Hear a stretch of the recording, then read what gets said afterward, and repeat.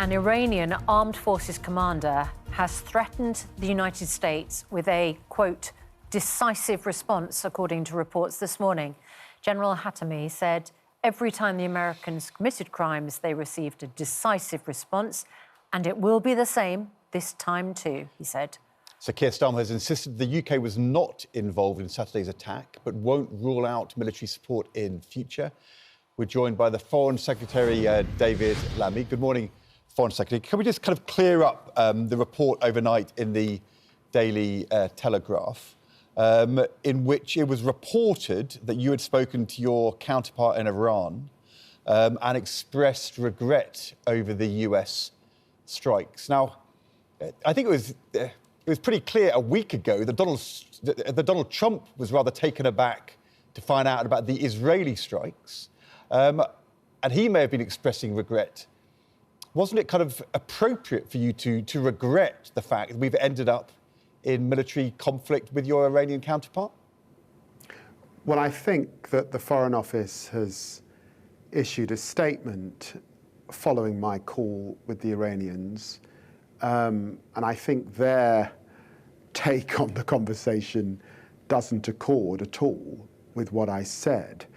The truth is, the call with them yesterday was about urging them to not escalate, to hit US bases, urging them to take the off-ramp that was offered to them in Geneva by us, the Germans and the French, to get serious about their nuclear program and to negotiate a deal with Steve Witkoff, the US envoy, and the US system. That was what our conversation was about. Okay. And I, alongside European partners, Arab partners, and across the G7, are all speaking with one voice. That clears that up. You didn't express regret to the Iranians, but nor are you and the Prime Minister expressing support for what the Americans did at the weekend. You are not going to endorse that American military strike against Iran this morning, are you? We weren't involved. And obviously I was sitting in the White House on Thursday, well aware that all options were on the table for the United States, and the president was weighing his decisions, or the decisions that set before him. We're absolutely crystal clear that Iran cannot have a nuclear weapon. So did America make the right decision? Hugely destabilizing, Ed. That is a decision for America. What I'm engaged in is diplomacy. That's why I was sitting with the Iranians on Friday alongside Germany, France, and the EU representative. That's why I spoke to them again yesterday, but speaking to partners across the world, including, of course, Israel, to ensure that we don't see escalation at this time. I think it's appropriate to ask you, as Foreign Secretary, whether you and the government support the military action, whether it was the right thing to do, because if you don't agree with what they've done, you don't endorse it, then we can draw a conclusion from that. We're crystal clear that Iran cannot have the nuclear capability that it desires. And let me just get into this, Ed. The IAEA, that's the inspectorate, the global inspectorate on nuclear issues, found that there was 60% enrichment on some of their sites. Here in England, for civil nuclear means, we've got enrichment on our sites of about 6%. Why do they need 60% enrichment unless what they're trying to achieve is a nuclear weapon? We have to stop that happening. Okay. They have to get serious about our intent.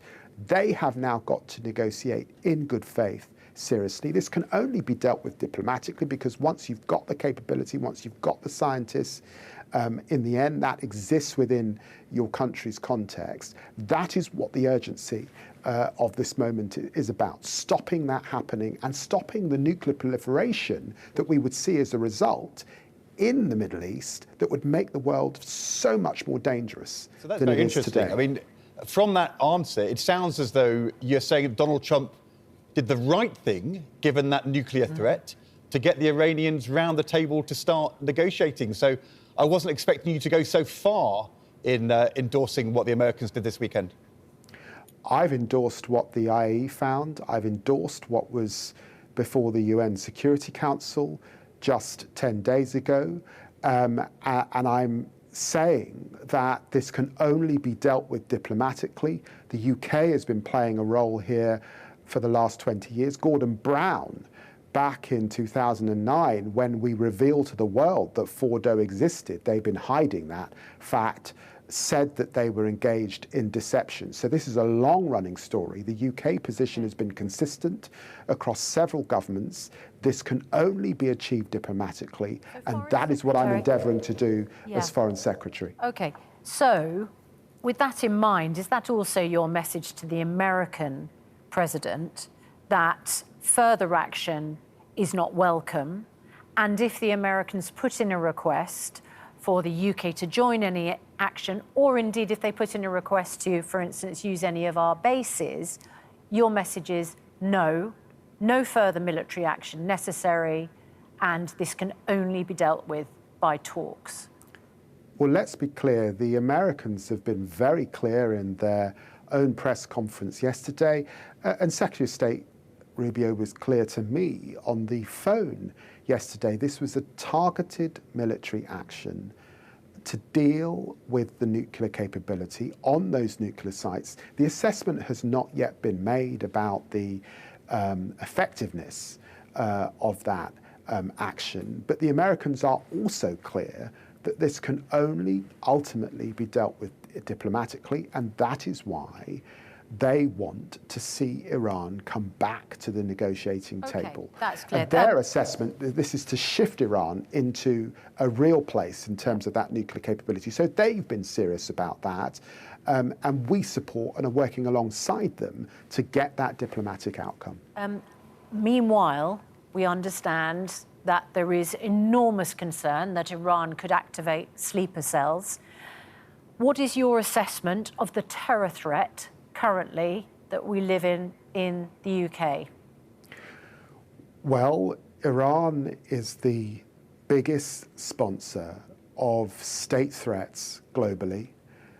We have had 20 cases foiled by our security and police services since 2022. We've got 3 Iranian nationals that have been arrested under our National Security Acts, and that'll be coming before the courts, and we will be bringing forward legislation to deal with state threats, because Sir John Hall reviewed this for us and has found gaps in our existing legislation to deal with state threats. And we've put Iran, of course, on the highest level of national interference, our national interference legislation. And I've had five sanctions packages just in the last year against Iran. With respect, Foreign Secretary, obviously things have ramped up a great deal since then.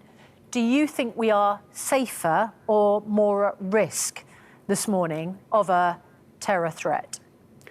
I said on Friday that this is a perilous time, but I think I should emphasise the UK was not involved in this action. The Iranians, of course, are aware of that. We have been clear that they should not extend and escalate to US bases. They should not escalate into the Strait of Hormuz. All of our partners are taking that message to the Iranians. They have no air defences at this time.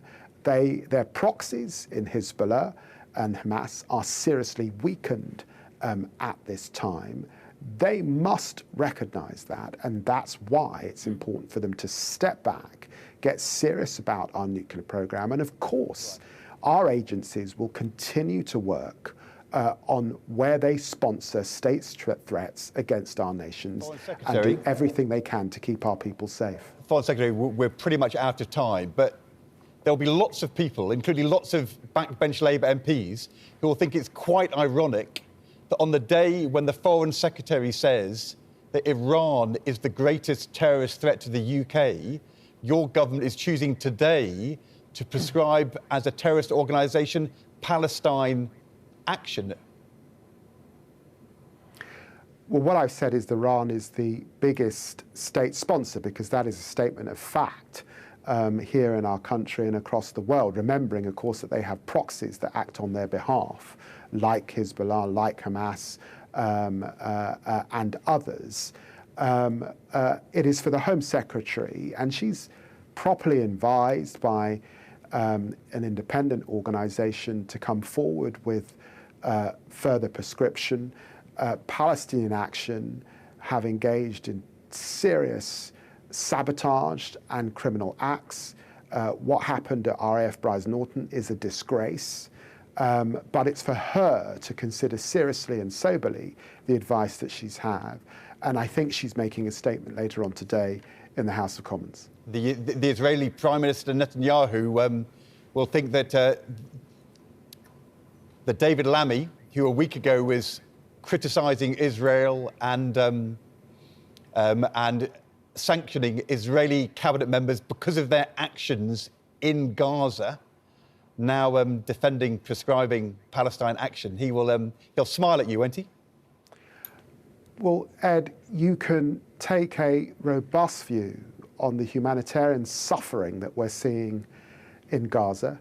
You can take a strong view on the settler violence and the expansion that ministers in the Israeli government are encouraging, and that's why we sanctioned those two ministers.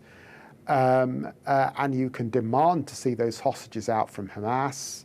And you can obviously do everything we can to bring about a ceasefire. You can do all of that, but also be a friend of Israel, also recognise that there is an existential threat from the IRGC when they say they want to see the elimination of the Israeli state. You can recognise the dangers of a proliferating nuclear power if Iran were to become that, and act in that way. And that is what the UK government is doing. And I hope that your viewers are proud. Recognise the complexity of this, but recognise what we're doing to achieve a diplomatic end to this crisis. Thank you, Foreign Secretary David Lammy.